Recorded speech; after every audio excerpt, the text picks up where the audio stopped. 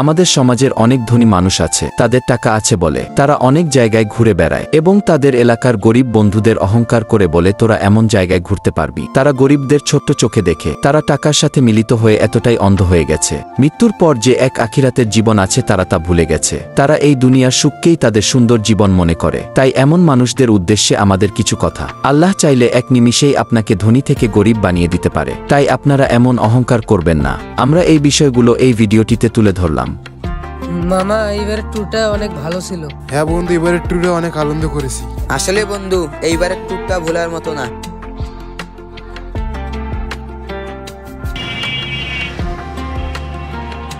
Joel, দেখতো আমাদের গ্রামে বড় লোকের বেটারা না। হ্যাঁ ভাই, ওরাই তো। এই বড় ভাইরা একটু এদিকে আসেন।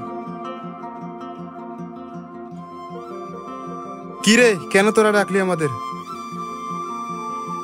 বড় ভাই, আপনারা কোথায় গিয়েছিলেন? এবার আমরা যে জায়গায় গেছিলাম, তোরা তো ওই জায়গা জীবনে নামও শুনিস নাই। যে জায়গায় আমরা ঘুরে আসলাম, যাইতে তো জীবনে পারবি না, ওগুলো দেখতেও তোদের ক্ষমতা হবে না। ওগুলো জায়গা শুধু আমরাই যাব, পয়সা আলারা।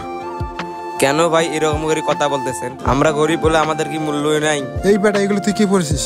ঝাল প্যাটের লুঙ্গি শার্ট, এগুলো পরে তোর ওই জায়গায় যাইতে পারবি? ওগুলো জায়গায় যেতে হলে মানি ব্যাগে টাকা ভর্তি থাকা লাগে। তোরা তো গরিব, তোরা বসে বসে গ্রামের আবহাওয়া দেখ। আমাদের ভাগ্যেই লেখা ছিল আমরা গরিব, তাহলে আমরা কি করব?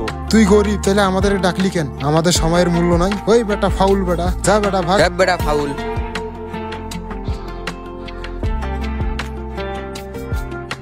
আমাদের ভিডিওটি দেখে যদি আপনাদের ভালো লাগে তাহলে ফলো, লাইক, কমেন্ট করে পাশে থাকবেন এবং ভিডিওটি শেয়ার করে আপনাদের বন্ধুদের দেখার সুযোগ করে দিন। ধন্যবাদ।